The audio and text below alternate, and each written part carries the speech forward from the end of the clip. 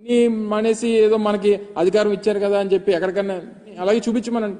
గతంలో మేము 5 సంవత్సరాల్లో చేసినటువంటి అభివృద్ధి కార్యక్రమాలు కూడా అలాగే ఆ శాసనసభ్యుల్ని తీసుకుని వెళ్ళి చూపించమనండి.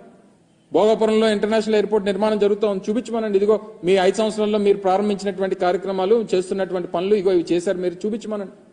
లేకపోతే మెడికల్ కాలేజ్ చూపించమనండి, విజయనగరం మెడికల్ కాలేజ్ చూపించమనండి. లేకపోతే ఉద్యానంలో కట్టినటువంటి హాస్పిటల్ చూపించమనండి, లేకపోతే వాటర్ ప్రాజెక్ట్ చూపించమనండి. లేకపోతే పాడేరులో మన మెడికల్ కాలేజ్ నిర్మాణం, నర్సీపట్నంలో మెడికల్ కాలేజ్ నిర్మాణం, లేకపోతే సాలూరులో tribal university, Parvathipuram medical college, Kurupam engineering college, ఇవన్నీ చూపించమనండి. నిర్మాణాలు జరుగుతూ ఉన్నాయి, కొన్ని నిర్మాణాలు పూర్తయిపోయినాయి. మూలపేటలో మన పోర్ట్ నిర్మాణం జరుగుతూ ఉంది, చూపించమనండి. ఫిషింగ్ హార్బర్లో అనేక పోర్టులు ఉత్తరాంధ్రకు సంబంధించి ఇన్ని ప్రాజెక్టుల నిర్మాణంకి మేము ముందుకు తీసుకుని వచ్చి ఇన్ని కార్యక్రమాలు చేశాం. ఇవన్నీ మర్చిపోయి అది తీసుకుని వచ్చి ఏదో జగన్మోహన్ రెడ్డి గారు సొంత భవనంలో చూపిస్తారా?